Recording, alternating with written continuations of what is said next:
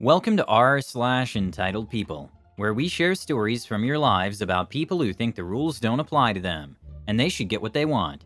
Thank you, friends, for subscribing to the channel, and for so many likes. And today we have 3 great stories, so subscribe, hit the like button, and let's begin. The first story, entitled Mother Continues to Trespass and Damage Private Property Until She's Caught Up by Justice. The second story, entitled Manager Requests Forms Be Created in a Format That Is Not Mobile Friendly Because She's Unfamiliar with PDF Versatility. She gets her company to blame the entire mobility problems on us. The third story, the boss publicly criticized me for every little thing, and I wouldn't stand for it.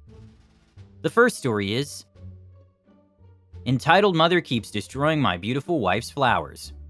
At the time of these events, we live in a nice house on a cul-de-sac up on the hill, with a great view of the valley and the lake. Our property is long and narrow. It is about twice as long as any other lot on the street. But instead of a big backyard, it has a really long side yard that extends from the driveway to the corner of the cul-de-sac with the main road. It is mostly grass, but there is a cluster of scrub oak and a flower garden that takes up the last 12 to 15 feet of it. After the scrub oak is a chain link fence, and beyond that is the side of the next house down the hill on the main road. You can see their driveway and backyard from the middle of the scrub oak cluster. This is all important. The reason it's important is because these neighbors have chickens and a rooster. When we moved in, there were a lot of failed flowering plants on the property. The only non-weed growing in abundance in this side yard flower garden were iris. I swear you can grow an iris anywhere, but they're not the longest-lived flowers in the world. My beautiful wife had great plans for this space, but she knew she needed to start with some small plants, and as they grew, the rest of the plants could develop. She started with some annuals that could start to reclaim the land from the weeds, and some ground covers that as they progressed would help choke out the unwanted grasses. She knew it would take some time, but she'd done it all before. It would eventually involve peonies, hibiscus, clematis, crocus, tulips, hostas, marigold, and petunias, layered so that the taller plants back the shorter ones. But imagine her surprise when she goes to plant another round just to find a fair number of the small first ones had been trampled and crushed. It was thoroughly disheartening. So she buys some more and plants them, only to find them crushed and trampled as well a few days later. And it repeats. She's starting to feel like it's a waste of money to plant anything in this area. And finally, we discover what is happening. We catch the daughter of the people 2 houses down the circle from us with her toddler son in a stroller, pushing him right up to the chain link fence without any concern about what damage she and the stroller do. Beautiful wife, what do you think you're doing in my garden? Entitled Mother, my son wants to see the chickens. They gave us permission to see them anytime we want. Beautiful wife, great, then go see them. Entitled Mother, we are.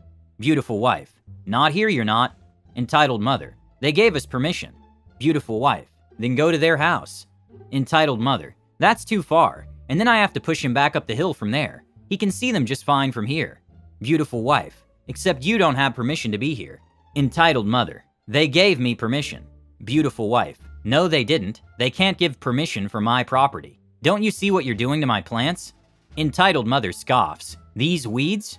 Beautiful wife, look closer. You've destroyed 5 new little plants that I paid good money for, and not for you to run them over with your stroller. And that's just today. I've had to replant them 5 times now. Entitled Mother, I only see weeds.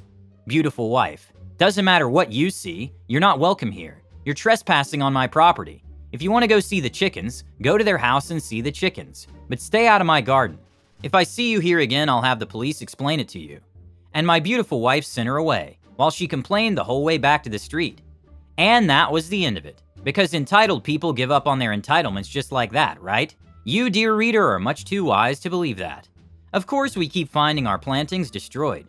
We start to see ruts form in the lawn from the frequent crossing of the stroller over it. We catch them sometimes and repel them. They still keep going to see the chickens. From what we can tell is at least daily, and possibly several times a day. We both work. There are a few windows that see out of the house in that direction. If we see her going down the street in front of our house from the kitchen, we can block her. But she keeps coming back. She always claims to have permission. We always inform her that she does not. She never pays for the damage that she also never acknowledges happened. We talk to the police about it. They give her a stern warning, but it does nothing to deter her and clearly does not scare her.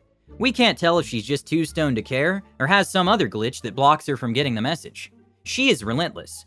I only wish that motion-activated sprinklers were a thing when this was going on. It would have been a perfect use for them. Finally, one day, she just stops appearing. The rut starts to heal. My beautiful wife cautiously plants a few cheap starters and they take. Sometime later, in conversing with the owner of the chickens, we learn that she's serving time. Apparently, she was using a great deal and variety of illegal substances, and had been caught holding enough stuff for them to take it fairly seriously. Her beautiful little boy still lives there. Grandma is raising him now, and they drive down about once a week so he can see the chickens, and he is oh so good with the chicks. Clearly, we never got through the fog in her mind, and understanding that she did not have permission. But we never see her again while we live here.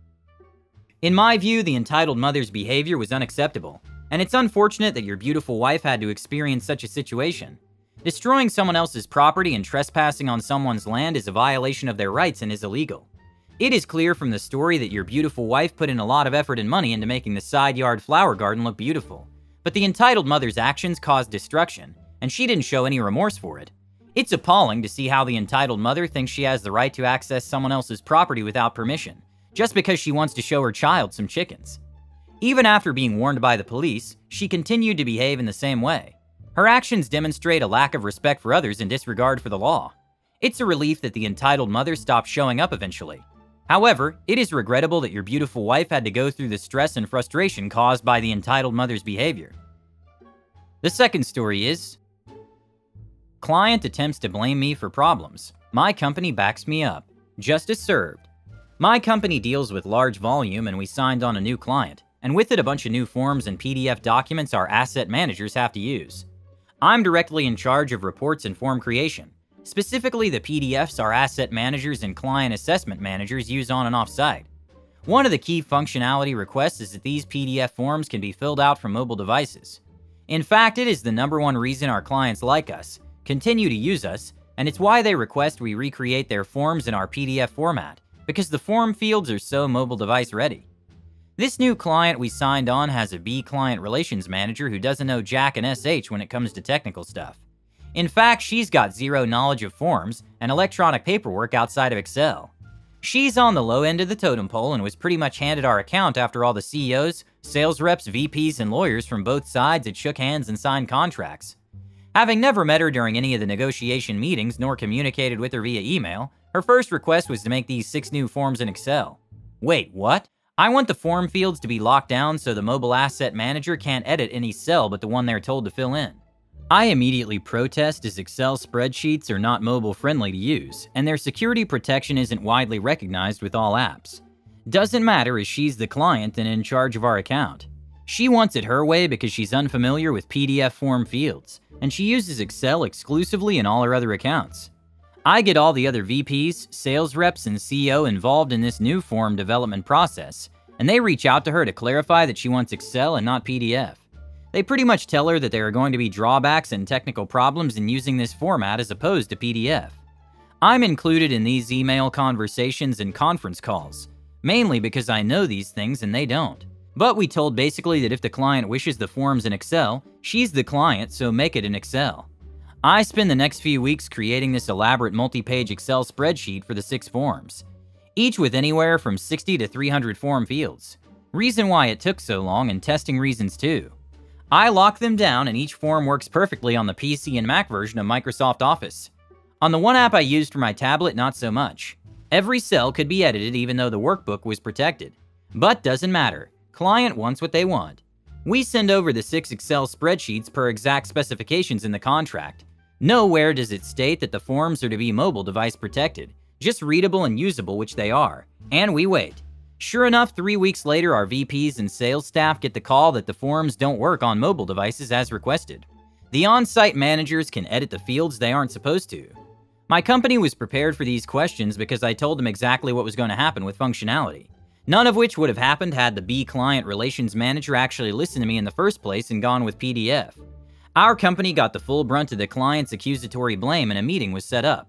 Our VP, CEO, lawyer, and myself met up with their main guy in charge to fix this. We handed over all our email conversations, transcripts, and contract negotiations that pointed the finger entirely on the B client relations manager. It showed she was aware of the potential functionality problem, made fully aware that this was going to happen, but chose to ignore the issue so she could have it in a format I'm familiar with.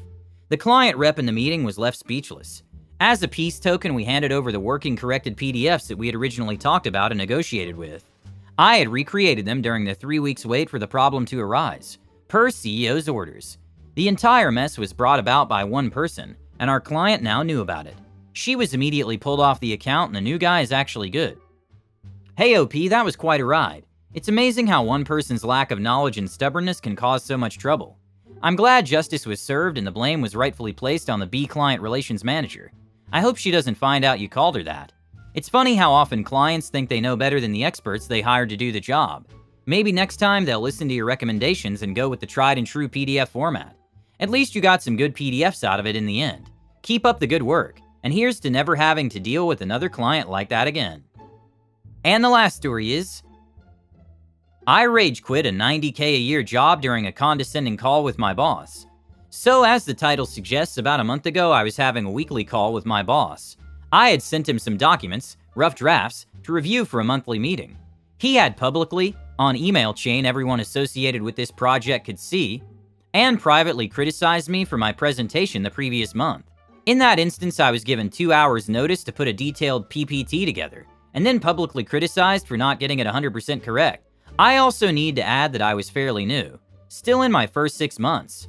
Probation lasts forever these days. I was very stressed about being made permanent, and had been heavily criticized about delivering projects previously by the same guy. I hadn't effed up anything. It was just school principal management style. I also need to add that I've been suffering heavily from some yet-to-be properly diagnosed neurological illness for over a year. I've had random seizures and chronic fatigue and inability to focus. I have stacks of medical documentation to support this. This same job, despite being a multi-million-dollar company, had no in-house doctors, so all this medical stuff went straight to my boss. I took 0 sick leave since arriving. He knew well I was coping with this in my private life while dumping stress on me for no good reason. Also, the dinosaur leadership in the company decided that despite government advice, we needed to make use of our depressing and badly equipped offices and come to work 3 days per week. We were only the company in our business park doing so, and my team of 12 started to give various excuses why they didn't want to come to work. I totally agreed with them, but our concerns were ignored. It came to a head during our call when he just SH on me for some minor errors for 30+ minutes straight. I typed up my resignation email as he was ranting, and CC'd his boss and told him to check his email and hung up the call. Felt so nice taking back control of my life. For the record, they've now had 3 different people in my role in the past 24 months. Going to be 4 soon. I told my team and they were all supportive and nice. We got along really well, so I'll be sorry not to see them again. I paid into my unemployment insurance, so I'm good for at least 6 months. I know a lot of you are dealing with horrible stress for much less money, but I'm putting this here to show that slightly higher upstream things are no better, and these organizations truly don't give an F about your well-being or health, despite all the HR department emails on such topics. F the system. Take your personal freedom seriously. Decided to rage quit their $90K a year job. You go, OP. I mean, who needs a steady income and job security anyway? Especially when your boss is treating you like a punching bag and you have a mysterious neurological illness. And let's not forget the joys of working in a depressing and badly equipped office during a pandemic. It's a wonder why anyone would quit such a dream job. But hey, at least you took back control of your life, and that's what really matters, right? Here's to hoping your next job treats you better and has an in-house doctor. Don't forget to hit the like button to support the channel and subscribe. Have a good day.